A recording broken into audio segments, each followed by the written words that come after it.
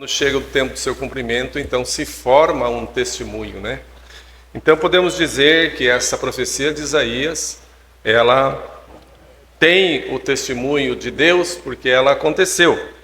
Então aqui diz, Isaías dizendo: o Espírito do Senhor Deus está sobre mim, porque o Senhor me ungiu para pregar boas novas aos mansos. Ele estava falando acerca do Messias, né?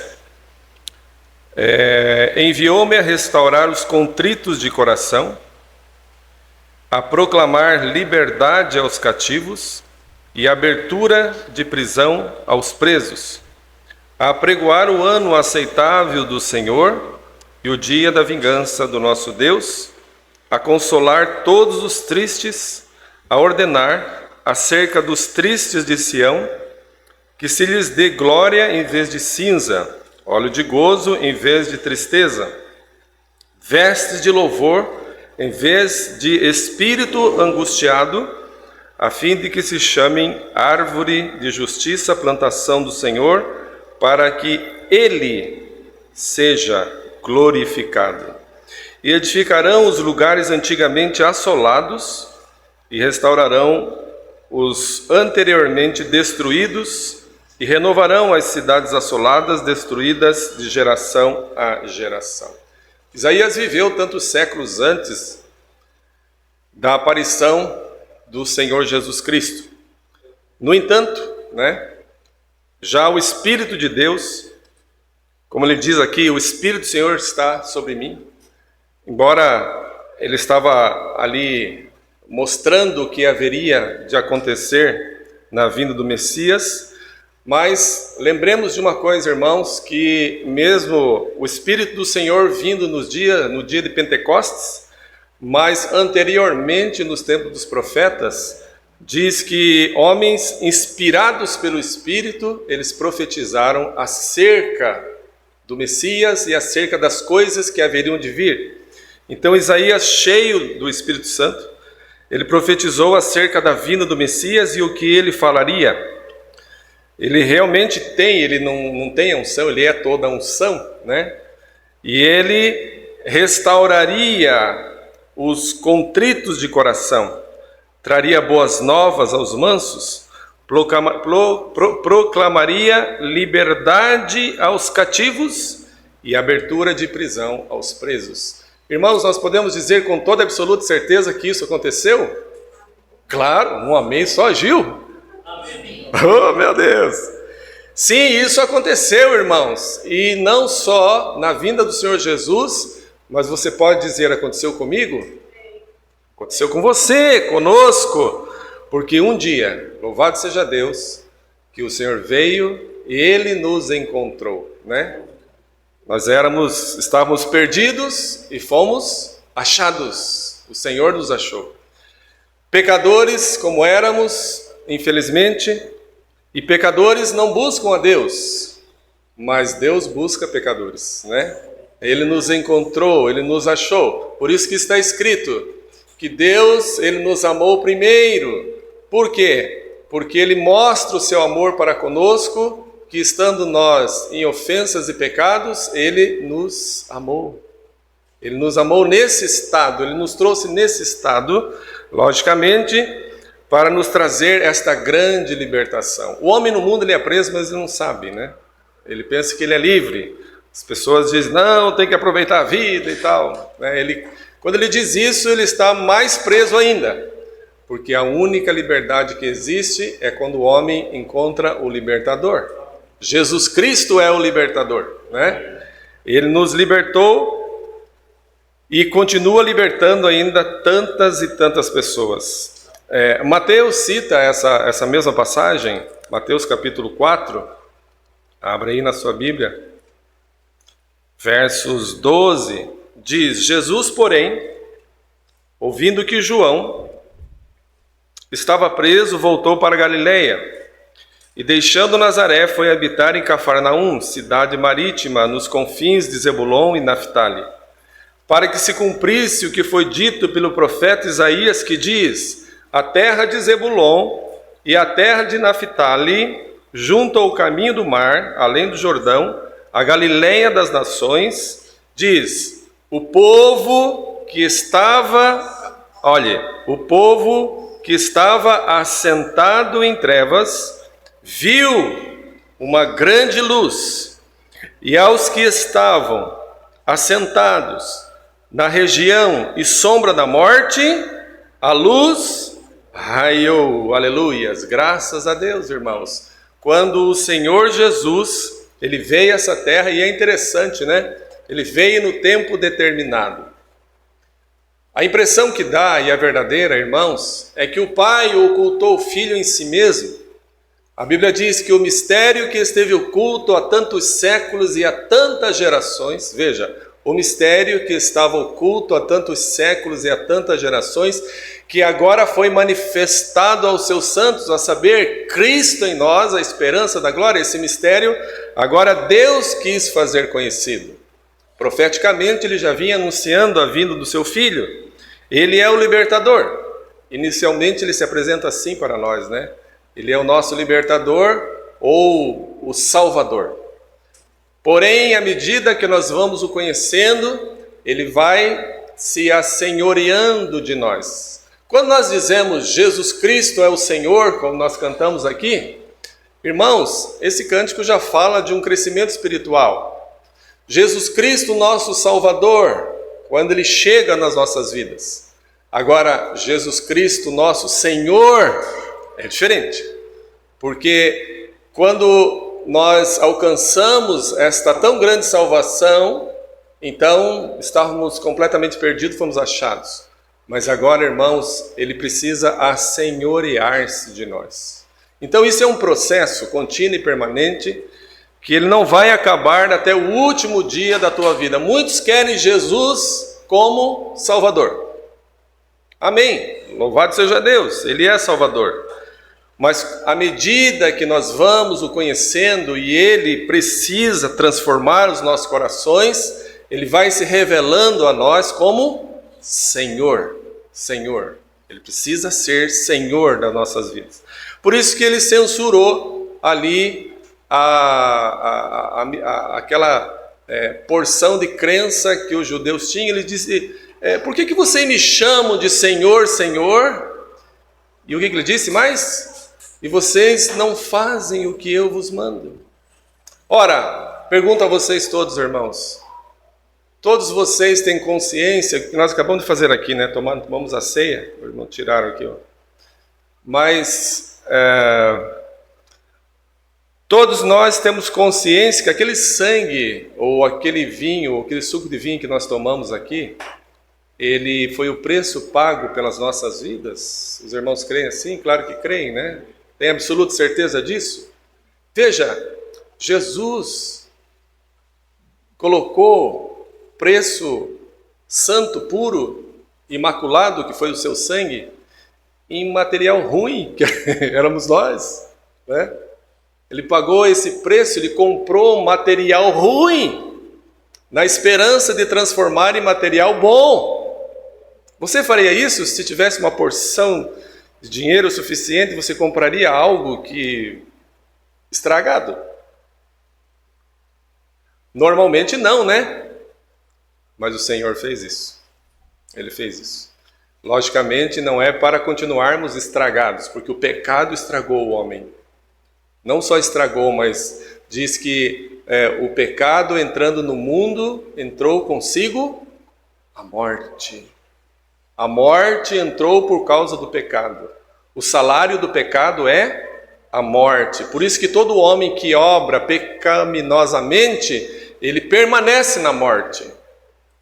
Então, o Senhor, ele nos comprou dessa maneira. Então veja, se nós temos consciência que ele nos comprou, por isso que temos que ter consciência que ele nos comprou pelo seu sangue. Se ele nos comprou, nós não nos pertencemos mais a nós mesmos. Então eu não posso mais fazer o que eu quero, eu não posso ir para onde eu quero, eu não posso obrar o que eu quero. Não, há um outro desejo, há uma outra vontade que tem que dominar em mim. E quando essa vontade começa a dominar em mim, então ele passa a ser Senhor da minha vida. Por isso disse aos irmãos, muita gente quer Jesus como Salvador, Mas o processo pós-salvação é Ele assenhorear-se de nós. Ele precisa ser Senhor de todas as áreas das nossas vidas. Todas. Por isso Ele censurou, Ele disse: por que vocês me chamam de Senhor, Senhor, e não fazem o que eu vos mando? Se eu sou Senhor, onde está a minha honra? Dando a entender que a obediência à sua vontade é a honra devida ao seu nome. Não é verdade? Quando nós falamos de honrar o Senhor, isso implica em obediência, irmãos. Então, o 16 diz: o povo que estava sentado em trevas viu uma grande luz, e os que estavam assentados na região e sombra da morte, a luz raiou. Desde então começou Jesus a pregar e a dizer: arrependei-vos, porque está próximo o reino dos céus. Aleluia! Que dia glorioso, né, irmãos? Que dia tremendo, que coisa maravilhosa que aconteceu. O fato mais esperado de todas as épocas, de todas as estações. Diz que os profetas com zelo, eles estavam ali zelosos. Pedro fala isso, né? Percebendo que tempo, que ocasião de tempo, as coisas acerca que falavam as escrituras acerca do Messias aconteceriam, né? Que maravilha! Quando seria o tempo? O que aconteceria? E eles foram seguindo, e no tempo correto aconteceu. Jesus veio a essa terra, o maior evento de todas as épocas, de todas as estações, né? Hoje se considera ainda que um dos maiores eventos do homem é o homem ter chegado na Lua, né? Ele chegou na Lua, nossa, que coisa tremenda. 1969, no dia 16 de julho, o homem chegou na Lua. Isso é tido ainda como um dos maiores eventos da Terra. Mas eu digo, irmãos, não foi esse. O maior evento não foi o homem ter pisado na Lua, mas Deus ter pisado na Terra, através de Jesus. Esse foi o maior. Tomé disse: mostra-nos o Pai. Ele falou: estou há tanto tempo convosco, e vocês me perguntam: mostra-nos o Pai. Quem vê a mim, vê o Pai. Paulo disse: porque foi do agrado do Pai que toda a plenitude em Jesus habitasse.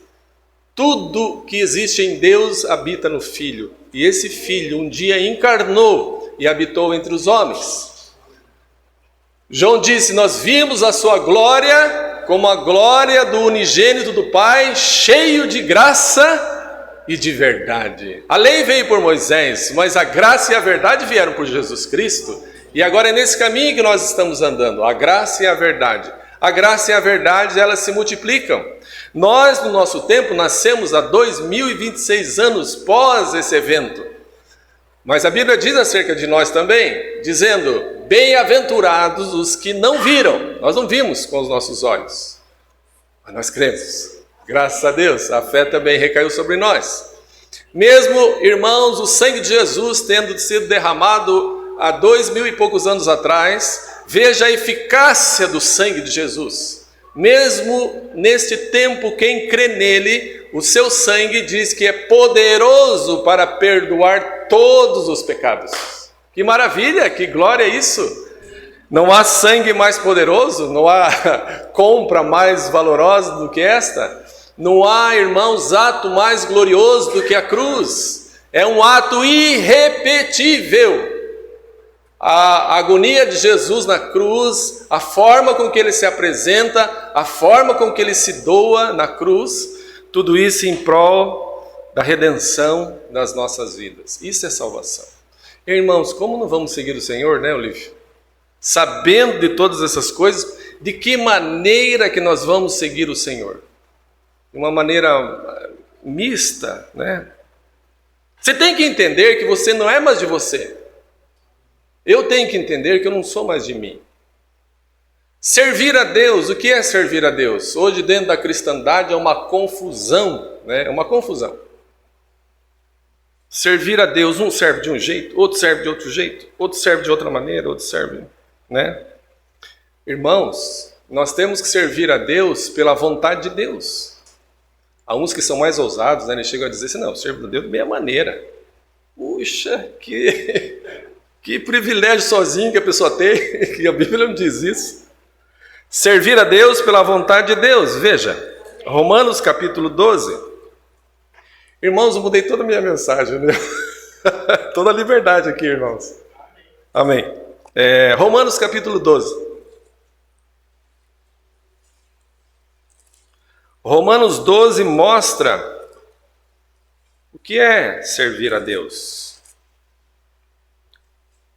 Verso 1 diz, esperar os irmãos acharem.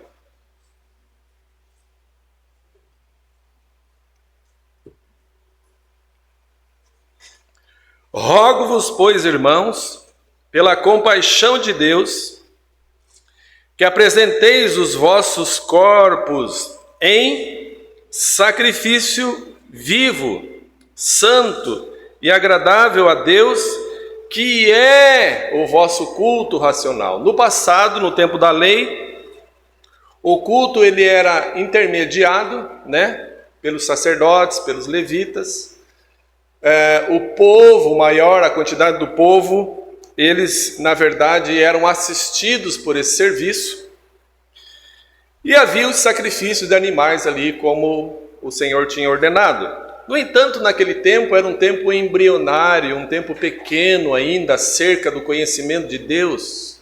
Veja, irmãos, nós estamos em 2026 pós Jesus ter vindo.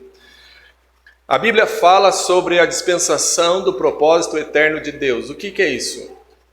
Dispensação do propósito. Deus tem um propósito eterno. Esse propósito eterno, ele foi estabelecido por Deus antes da fundação do mundo. Você foi escolhido antes da fundação do mundo, você crê, João? Você crê mesmo? Está escrito isso? Não está escrito? Nós fomos elegidos ou eleitos nele quando? No dia que nós aceitamos o Senhor? Também. Mas nós fomos eleitos nele antes da fundação do mundo. Para quê? O que diz lá? Para que fôssemos santos. O que significa a palavra santo? Separado. Separado aonde? Do mundo, desse mundo aqui, né? Então fomos separados do mundo para que fôssemos santos e irrepreensíveis diante dele em amor. Para isso que nós fomos separados. Mas essa eleição mesmo desde os tempos eternos, só lembrando os irmãos que o eterno não é só para frente, viu, irmãos? Nós olhamos o eterno e olhamos uma coisa assim que nunca vai ter fim. O eterno também é para trás. Certo? Deus é eterno, não porque ele é um Deus futurista, mas porque ele sempre existiu. Então nós já estávamos incluídos desde os tempos eternos. Onde estávamos? Mas nem existíamos. Como é que nós estávamos incluídos? No coração de Deus. Porque dentro do propósito, daquilo que ele mesmo tinha estabelecido, segundo a sua própria vontade, né? Ele consentiu no seu coração, ele quis fazer isso. E quem foi o seu conselheiro? Quem lhe deu primeiro a ele? Ninguém. Ele estabeleceu isso no seu coração. Então, desde os tempos eternos, ele estabeleceu de se revelar, fazer o homem se revelar a ele. A única criação da terra que toma o privilégio de ser a sua imagem, conforme a sua semelhança. A nenhuma de outras das suas maravilhosas criações foi atribuído esta questão. Imagem e semelhança, a não ser na feitura do homem, né? Quando ele fez o homem, ele disse, façamos. Não estava sozinho. O Pai, o Filho e o Espírito Santo. Façamos o homem a nossa imagem, conforme a nossa semelhança. E assim Deus fez. E então ele quis que o homem o conhecesse. Se não tivesse havido pecado, irmãos, como tudo seria diferente. No entanto, mesmo assim, o Senhor veio se dispensando através dos séculos. Por exemplo, quando o povo estava no Egito, ele diz, do Egito chamei o meu filho, eu vos ensinei a andar, dando a entender que ele tratava o povo como uma pessoa, assim como a igreja é um corpo, o corpo de Cristo. Não é verdade, Olívia? Amém, irmão? Aleluias! Então ele tratava o povo como uma pessoa. Ele diz: do Egito chamei o meu filho, eu vos ensinei a andar. Então ensinar a andar é para criança. Naquele tempo eles viram as maravilhas de Deus, eles viram a glória de Deus, mas ainda eles não conheciam os caminhos de Deus. É diferente, irmãos, é diferente. Eles viram o mar se abrir, eles viram ali quando pediam água, a água sair da rocha, eles pediam carne, o Senhor dava a carne. Enfim, eles foram providos de muitos sinais prodigiosos. No entanto, o entendimento do povo naquele tempo era um entendimento pequeno. Embora homens tinham inspiração para conhecer um pouco mais daquilo que haveria, através dos séculos, de se dispensar pelo próprio Deus. Davi também viveu num tempo longínquo, antes da manifestação de Jesus. No entanto, ele, pelo Espírito Santo, disse o Senhor a meu Senhor. Como é que Davi sabia que Deus tinha um filho? Se o filho se manifestou 400, uns dizem 600 anos depois dos dias de Davi. Então o Espírito do Senhor inspirou homens, trazendo lampejos da revelação, do propósito eterno de Deus, das coisas que Deus iria revelar. Ele disse o Senhor a meu Senhor: assenta-te à minha direita, até que ponha os teus inimigos por escabelo dos teus pés. Que profecia! Isso aconteceu, irmãos? Isso está acontecendo? Por exemplo, Moisés, nos seus dias, ele disse: o Senhor vosso Deus levantará um profeta entre vós semelhante a mim, a ele ouvireis. Ele estava apontando para o Senhor, né? Que maravilha! Como é que ele sabia, irmão? Ele sabia, porque o Senhor veio trabalhando. Por isso que a Bíblia fala sobre a paciência de Deus. O Senhor veio trabalhando a si mesmo, se dispensando em todos os séculos, em todas as gerações, em nenhum dos séculos, em nenhuma das gerações, o Senhor deixou de se fazer conhecido. A maioria do povo sobre a terra não dá ouvidos a Deus, mas como Deus não se deixa sem testemunho, ele sempre conservou um pequeno povo que guarda o seu testemunho, que guarda a sua palavra, que recebe essa graça. Irmãos, pela graça e misericórdia de Deus, nós e tantos outros irmãos que estão espalhados, fazemos parte então dessa dispensação dos céus sobre nós. Conhecer a Deus é tudo que nós precisamos, né? Então, no passado, voltando ao texto, né? Havia um tamanho pequeno, então, de conhecimento de Deus. Por isso que o Senhor estabeleceu o sacrifício de animais. Porque aquilo prefigurava o Messias, que haveria de morrer naquele Calvário. Todos os sacrifícios ali tinham por conduta, então, trazer alívio ali à consciência do homem que pecasse. Ele pecava, trazia um animal, era sacrificado, então a sua consciência ficava ali, vamos dizer, com um álibi em relação ao perdão, mas não curava. Ele não curava a raiz do problema. Mas vindo o Senhor Jesus, o seu sangue não só perdoou os pecados, mas ele tratou da raiz, porque ele nos deu uma nova natureza. Ele trocou a nossa natureza. Então não só nos perdoou de todos os nossos pecados, mas também ele nos deu um coração segundo o seu coração. Quando nós cantamos aquele cântico lá, recebi um novo coração do Pai, coração regenerado, coração transformado, coração que é inspirado por Jesus. Ele está falando, irmão, de nova natureza. Conversão é ter nova natureza. Louvado seja Deus, e essa natureza é a de Jesus. E nós estamos crescendo em Cristo. E a única maneira de sermos agradáveis e cultuarmos a Deus é em Jesus Cristo. Sem Ele nós não podemos prestar um culto verdadeiro. Sem Ele, irmãos, nós não o conhecemos. Então Paulo disse: rogo-vos, pois, irmãos, pela compaixão de Deus, que apresenteis os vossos corpos em sacrifício vivo, santo e agradável a Deus, que é o vosso culto racional. E não sejais conformados com este mundo. Não é com o mundo aí fora. O mundo é o coração do homem, né? Eclesiastes diz que Deus fez o mundo, Deus fez o homem e pôs o mundo no seu coração. Deus não pôs o mundanismo.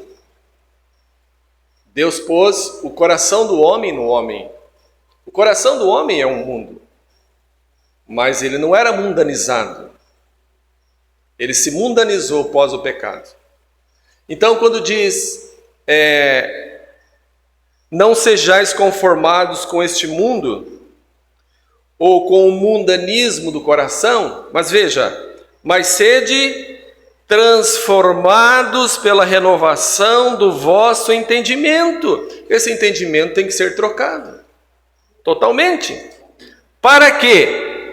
Para que experimenteis, qual seja, primeiramente, a boa, agradável e a vontade de Deus é perfeita. Perfeita. Perfeita. A Bíblia fala de caminhos perfeitos. Andar em Jesus Cristo, irmãos, é andar em caminhos perfeitos. Tenho estudado com os irmãos lá em Paranaguá acerca da perfeição e da plenitude. Perfeição é o caminho para a plenitude, né? No mundo, aquilo que precisa de aperfeiçoamento é uma coisa que não foi feita completa, né? Então ele precisa ser melhorado. Em Cristo, o perfeito, ele não precisa ser melhorado. Embora a Bíblia diz, né, que o perfeito, aquilo que é novo se renova. Aquilo que é novo se renova. Aquilo que é novo, o novo em nós é Cristo, mas ele se renova.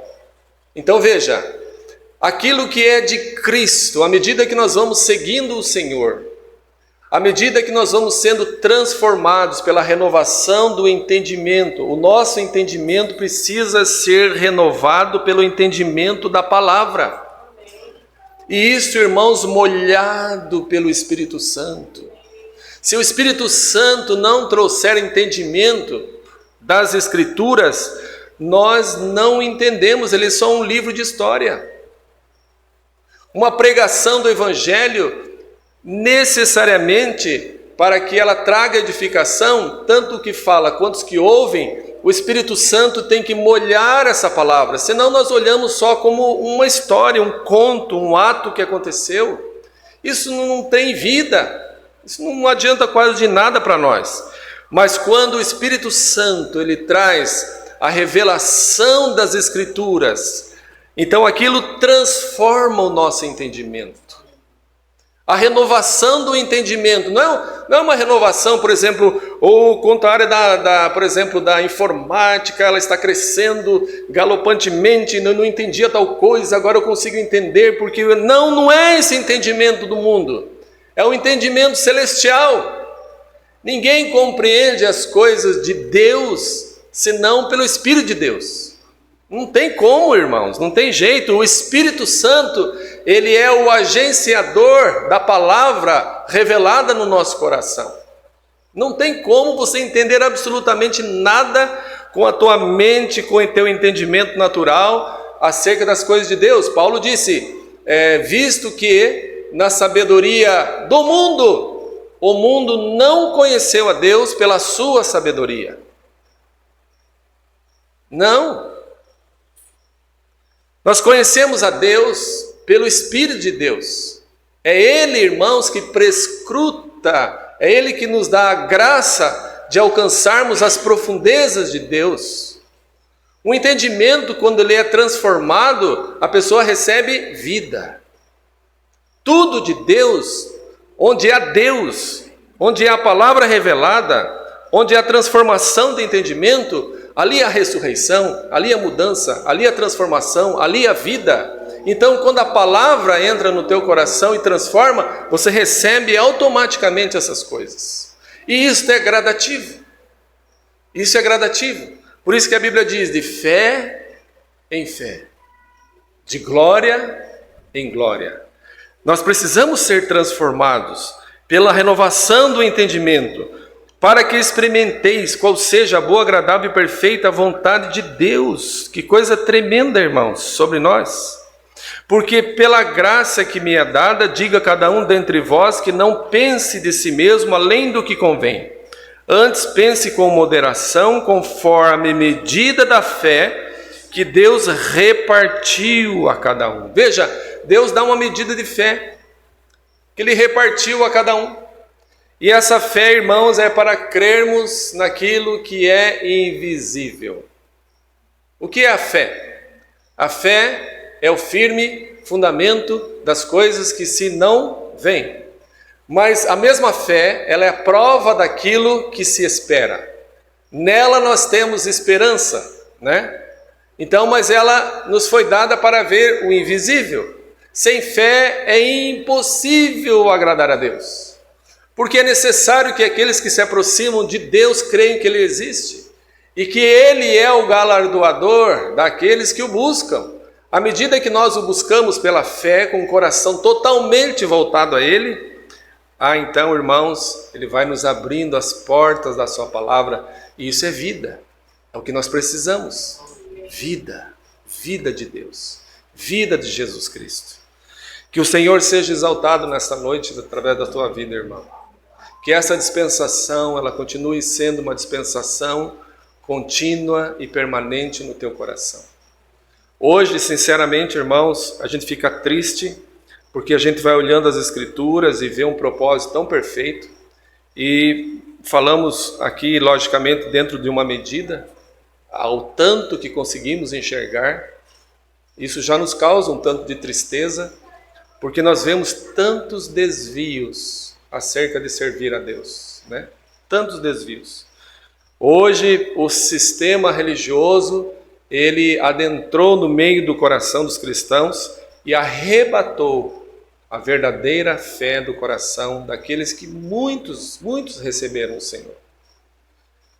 Porque o Senhor não nos livrou do mundo e nos trouxe para Ele para estarmos debaixo de um sistema religioso. O Senhor nos tirou desse mundo, perdoou os nossos pecados, para que nós o servíssemos, estivéssemos congregados nele. As pessoas perguntam: onde é que se congrega? Não existe outro lugar de congregar. Quando nós olhamos para as Escrituras, nós vemos que tudo converge em Cristo. A igreja é o corpo de Cristo. Você morreu para você e de alguma maneira espiritual você foi transformado em um membro e agregado a um corpo que já existia antes de você se converter, que é o corpo de Cristo, que é a igreja, não é verdade? Então, assim aconteceu com todos aqueles que receberam Jesus como Senhor. Muitos crentes nem sabem disso. Então ele é colocado no corpo e dentro desse corpo ele tem uma função específica, que ele vai desenvolvendo a fé mediante a colocação de Deus, que é uma soberania, de trazer aquele membro específico para o corpo. A Bíblia diz que Deus colocou os membros no corpo como? Como quis. Não é assim? Deus colocou os membros no corpo como quis. Essa coisa que agora nós chegamos na igreja, daqui a pouco nós somos, eu nem sei como é que é direito, mas eu participei pouco, né, da denominação, então eu não sei muito bem. A minha família toda, irmãos, ela tem uma raiz da Assembleia de Deus. Então até aos 12 anos mais ou menos, eu era conduzido, então eu ia, né? Então, mas nunca tive uma experiência assim de conversão com Jesus. E lá em Paranaguá é uma cidade de praia, uma cidade de ilhas, uma cidade, infelizmente, muita droga, muita coisa errada. E eu vivi dos 12 anos até aos 20, nesse meio, infelizmente, né? Fiz muita coisa das quais creio que o Senhor já me perdoou, me arrependi, mas tive esse período ali, assim, no mundo, né? E com 20 anos de idade, então, eu estava uma noite lá numa situação, com os colegas ali numa casa, mas o Senhor me cercando de alguma maneira, pelas orações dos meus pais e tal, né? Mesmo eles sendo denominacionais, eles clamavam, oravam por mim. E aquela tristeza pairando no meu coração, aquela angústia, aquela coisa ruim, eu não sabia, não tinha mínima. Eu lembro que eu disse ignorantemente, eu falei, mas eu não fiz nada de errado, por que eu estou triste, né? Eu andava todo errado, eu disse que não tinha feito nada de errado. E ali tinha tudo que um jovem naquele tempo queria, tudo, onde eu estava. E eu naquela tristeza, mas eu não podia falar para os colegas, né? Eu falei, vou dar uma saída aí, e aí daqui a pouco eu volto. Eu falei, mano, você vai, Ernest, aqui tem tudo que a gente precisa aqui, eles diziam, né? Eu falei, não, eu preciso dar uma saída, mas já volto. Eu sabia que não ia voltar. Eu peguei meu carro, saí, no caminho eu fiz uma oração, eu disse, Deus da minha mãe, se tu existe de verdade, então se apresente para mim. Ainda disse você, né? Não tinha temor nenhum. Falei, se você se apresentar para mim, de alguma maneira, eu vou te servir. Eu no tempo namorava a Marga, hoje, né, já somos 36 anos casados. E aí fui para casa, não voltei mais, mas aquela tristeza ainda... E aquela tristeza, aquela angústia, aquela coisa ruim... E aí fui para casa e tal, e passado acho que umas 2 semanas mais ou menos, mas a tristeza não passava, e naquela situação. Eu estava na casa dos pais da Marga, e ali os pais dela estavam numa sala, nós estávamos numa outra sala conversando, e eu não falava para ela, né, que estava sentindo aquela tristeza. Eu estava com a cabeça baixa, com os olhos fechados, e de repente eu comecei a ter uma visão de Deus. Foi a primeira vez que eu vi o Senhor e ouvi o Senhor. Então ali, comecei a ter uma visão, eu vi um homem de branco, eu não conseguia olhar para o rosto dele, porque o rosto dele brilhava demais, mas aquele homem foi descendo na minha cabeça, descendo, o corpo dele foi entrando no meu corpo, e passou um tape da minha vida. Milésimo de segundo, eu vi vários lances que eu tinha feito no mundo, coisas... Passou um vídeo ali rápido na minha mente, muito rápido, um tape rápido, e aquele homem foi entrando. Quando os pés dele chegaram à altura do meu peito, meu Deus, eu explodi, eu queria me conter ali, começou a vir aquele choro, mas era mais forte do que eu, fui tentando me conter até uma altura, consegui, depois já não consegui mais, comecei a chorar, e aquele quebrantamento, aquele choro, mas era não era um choro ruim. À medida que eu ia tendo aquela manifestação do Senhor, aquele choro, parece que aquela tristeza ia se esvaindo, e entrou uma alegria no meu coração que eu nunca tinha provado. Nunca tinha, nos momentos mais doidos da minha vida, nunca era incomparável. E ali, quando aquele homem entrou, exatamente 1,75 m no meu corpo, eu escutei uma voz. Eu tinha esquecido da oração que eu tinha feito, mas aquela voz dizia, ele me lembrou, você não pediu que se eu existisse, eu me manifestasse a você? Eu sou Jesus. Eu vi isso, Livro. Eu falo isso como se fosse ontem, irmãos. Isso fazem 36 anos atrás. Eu vi essa voz, ouvi claramente. Eu não tinha dúvidas que aquilo que eu estava sofrendo era algo de Deus. Eu tinha feito uma oração, eu tinha esquecido, mas Ele não tinha esquecido. Ele veio na minha direção, Ele me achou.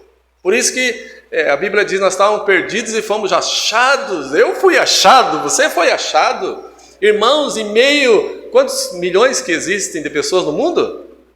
Alguém lembra? Bilhões. Não, bilhões. 9 milhões. Bilhões. 9... Pense bem. No meio de 9 bilhões de pessoas, Jesus te achou. Ei, irmãos? Como é que nós vamos desprezar esse achado de Deus? Eu imagino um formigueiro cheio de formiga, e Deus pegar. Podia pegar tantas, ali pegou. E aí, agora eu recebi aquela graça, eu queria contar para minha mãe, que ela sofria comigo, né, tadinha, eu fiz bastante ela sofrer. Depois pedi perdão para ela, tudo, né? Mas eu queria contar para minha mãe. Irmãos, me lembro que a casa dos pais da Marta tinha uma escadaria. Quando eu fui descendo aquela escada, eu parei umas 10 vezes, Gil. Parei umas 10 vezes para olhar para os meus pés, porque eu não sentia os meus pés. Eu não sentia. Eu estava leve, naquela alegria, era um contentamento. E eu pensava assim, na minha loucura, me perdoe dizer isso, irmãos. Eu falei, eu não fumei nada, eu não me droguei em nada, eu estou tudo são. E olhava, e olhava, e olhava, e fui para casa. Quando cheguei em casa, minha mãe estava lavando louça. Eu bati nas costas dela, e eu falei, mãe, na maneira, né, ingênua de falar, eu falei, mãe, eu vi Jesus, mãe. Hoje eu vi Jesus. Eu vi Jesus. Ela olhou para mim, aí me abraçou, começou a chorar comigo ali, nos alegramos, vieram meus irmãos.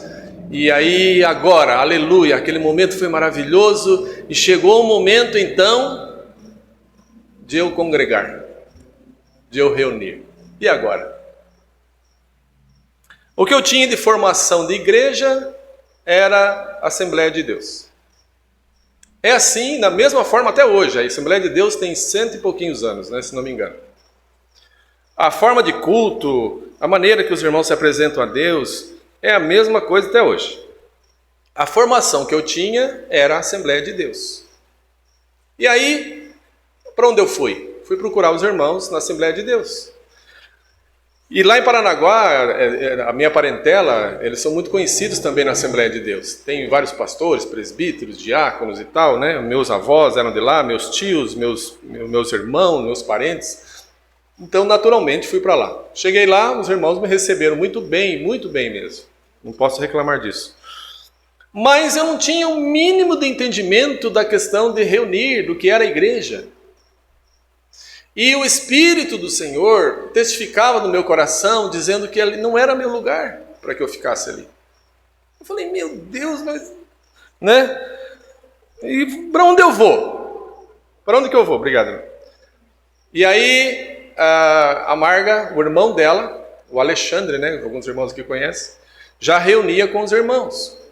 E lá na cidade tinha uma zona de meretrício lá, um bairro, onde um irmão fez uma reforma num barracão grande lá, e o camarada, o dono, era um rapaz que era embarcado, então ele ficava 3, 4 meses viajando de navio, e depois ele voltava, era o trabalho dele, e ele tinha deixado esse irmão morar lá na parte de cima, reformar e morar, e tinha um salão embaixo, e a igreja estava sem salão, e ele disse, se vocês quiserem reunir lá, não precisa pagar nada, podem ir para lá. Então, tudo bem, eu não sabia nada disso, fui saber depois.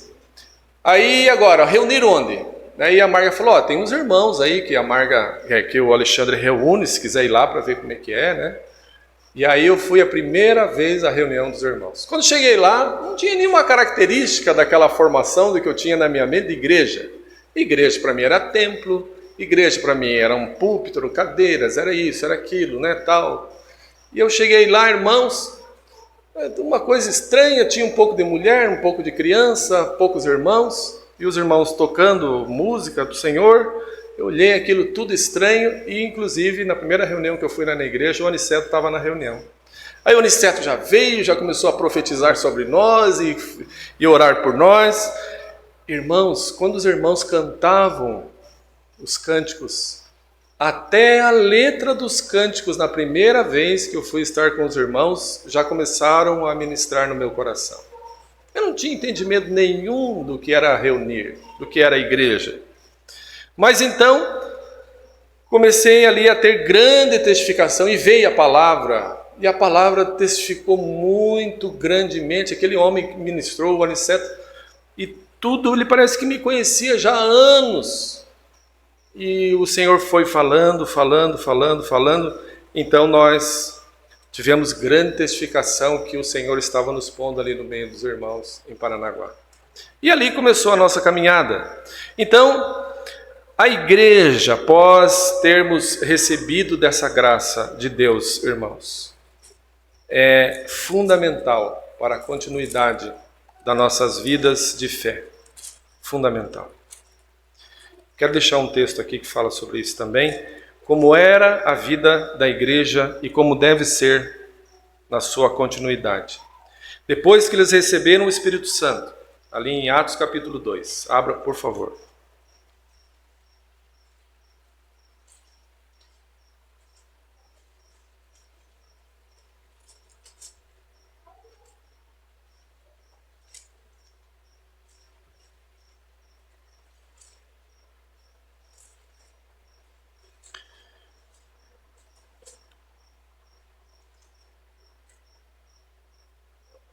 Versos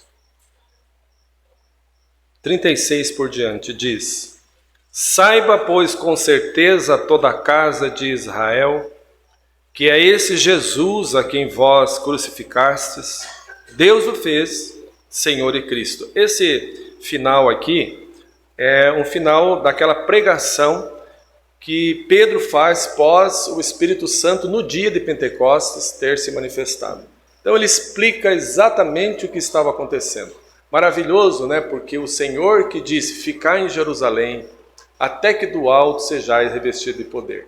Pedro obedientemente vai a Jerusalém e 50 dias depois do dia do Senhor acontece a descida do Espírito Santo. Então ele sabe muito bem o que estava acontecendo naquele dia e prega acerca de Jesus. Então ele acaba dizendo, saiba com certeza toda a casa de Israel que é esse Jesus a quem vós crucificaste, Deus o fez Senhor e Cristo. E ouvindo eles isto, compungiram-se em seu coração e perguntaram a Pedro e aos demais apóstolos, que faremos, homens e irmãos? Talvez, irmão, uma pessoa que recebe a vida do Senhor, não fale essa palavra, né? Que faremos? Porque hoje é uma gama de caminhos, infelizmente, não falo com alegria, de encaminhar essa pessoa. Geralmente falar, procure a igreja mais perto da tua casa. Não é esse o caminho. Procure a Jesus. Procure a Jesus. Então eles disseram também, que faremos, né? E ouvindo eles isto, compungindo seu coração, e perguntaram a Pedro e aos demais apóstolos, que faremos, homens e irmãos? E disse-lhe Pedro, arrependei-vos e cada um de vós seja batizado em nome de Jesus Cristo, em remissão dos pecados. E recebereis o dom do Espírito Santo, porque a promessa vos diz respeito a vós, a vossos filhos e a todos os que estão longe, e a todos quantos Deus nosso Senhor chamar. E com muitas e outras palavras isso testificava e os exortava, dizendo, salvai-vos desta geração perversa. Aí veja, de sorte que foram batizados os que de bom grado receberam a sua palavra, e naquele dia agregaram-se quase 3.000 almas. Então, depois disso, o que aconteceu? Qual era a vida que eles começaram a viver? Veja, e perseveravam na doutrina dos apóstolos, naquilo que os apóstolos tinham recebido do Senhor de instrução, agora eles passavam para os irmãos. Perseveravam na doutrina dos apóstolos, na comunhão, no partir do pão e nas orações. Essa era a vida da igreja. Era simples desse jeito. Veja, ouvindo em todo o tempo a palavra de Deus, na comunhão, né? Ó, quão bom e quão suave é que os irmãos vivam em união, né? O pão que partimos e o cálice que abençoamos, Paulo disse, porventura não é a comunhão do corpo de Cristo? Sim, é a comunhão. A vida da igreja, ela tem que ser uma vida de comunhão. É na comunhão, irmãos, que nós recebemos a vida. A vida está no corpo. Deus estabeleceu a igreja são os irmãos, para que ele morasse nesta casa. Então, nós fomos agregados aonde? Ao corpo de Cristo, aos irmãos. Nós não tem como crescer no Senhor, não tem como aumentar em vida sem viver em comunhão com os irmãos. Não existe meio, não é o caminho de Deus. Essa coisa, muitos dizem, não, eu sirvo a Deus, mas eu estou em casa. Não foi isso que o Senhor deixou. Essa não é uma realidade do Espírito Santo. É como se tirasse um membro do nosso corpo e colocasse ele fora do corpo, ele vai morrer. Veja, Você é um membro do corpo de Cristo. Isso está dentro da soberania de Deus. Você morreu para você. Você era muitos membros, você fazia o que você queria com todos os teus membros. Não fazia? Me ajudem a lembrar daquele texto. Tem um texto que diz: outrora nós usávamos os nossos membros como instrumentos do pecado, mas agora, como vivos dentre os mortos, nós usamos esses membros como instrumentos de justiça. Olha, irmãos, e todo o vosso corpo, alma, espírito pertencem a Deus. Nós pertencemos a Deus, eu não me pertenço mais. E eu fui dado a um corpo, você foi dado a um corpo. Antes que você se convertesse, esse corpo já existia. De alguma maneira maravilhosa, o Senhor nos introduziu nesse corpo, nos colocou no meio da igreja. Então, qual é a vida que nós devemos viver? Comunhão. É o que diz aqui. Perseveravam na doutrina dos apóstolos, na palavra de Deus, na comunhão e no partir do pão e nas orações. 4 pilares, irmãos. Essas 4 práticas o Senhor deixou para que houvesse vida e continuidade da vida em todo o membro que é membro do corpo de Cristo. Amém, irmãos? Agora, o resultado de tudo isso. Em toda a alma, individualmente, havia temor, e muitas maravilhas e sinais se faziam pelos apóstolos, e todos os que criam estavam juntos. Irmãos, olha, esta fé de que todos que criam estavam juntos não pode ser só uma fé bíblica. Nós olhamos aqui e encontramos essa fé na história do povo que recebeu o Espírito Santo ali em Jerusalém. Essa fé não pode ser só uma fé bíblica, ela tem que ser uma fé atual. Se nós cremos que nós fomos comprados por bom preço e que a igreja não é um sistema religioso, mas é um corpo vivo, que a igreja não congrega em um lugar das 8 às 10, mas ela vive congregando 24 horas por dia, que a igreja é a maior potestade sobre a terra, que a igreja não é templo. A Bíblia diz: Deus não habita em templos feitos por mãos de homens, o céu é o meu trono e a terra o estrado dos meus... Olha a grandeza de Deus!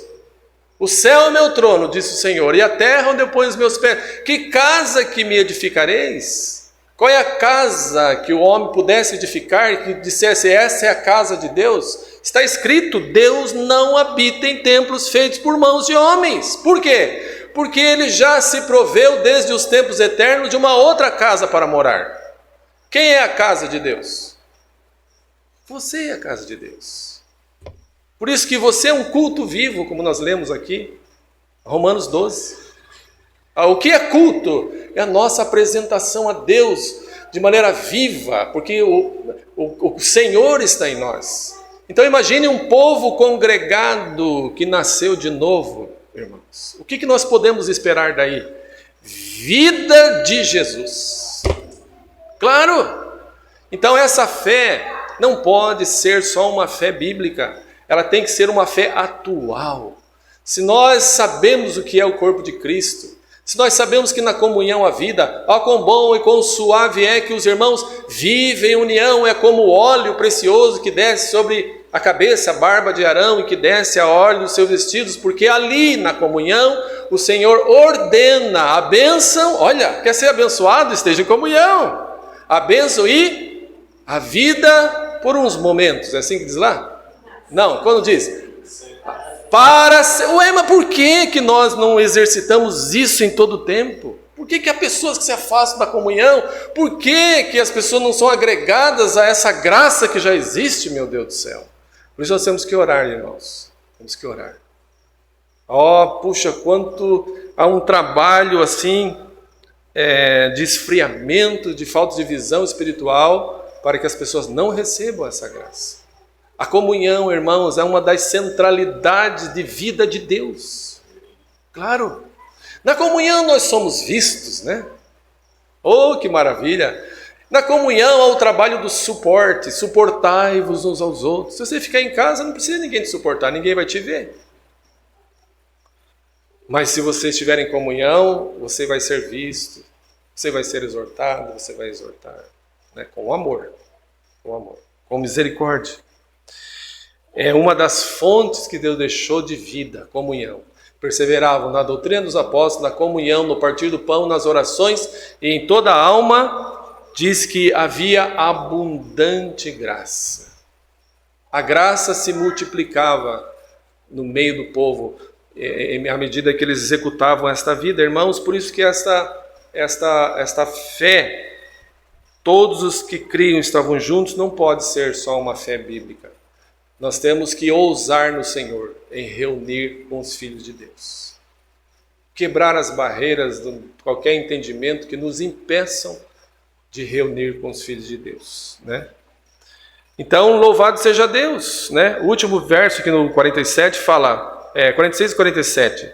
E perseverando unânimes todos os dias no templo, e partindo o pão em casa, comiam juntos com alegria e singeleza de coração, louvando a Deus e caindo na graça de todo o povo. E todos os dias acrescentava o Senhor à igreja aqueles que se haviam de salvar. Isso é a vida da igreja, né? Uma vida simples, mas uma vida cheia de graça e de poder. Irmãos, continuemos vivendo assim. Continuamos vivendo nessa simplicidade que é em Cristo Jesus. E o Senhor certamente continuará se dispensando sobre nós. Amém, irmãos?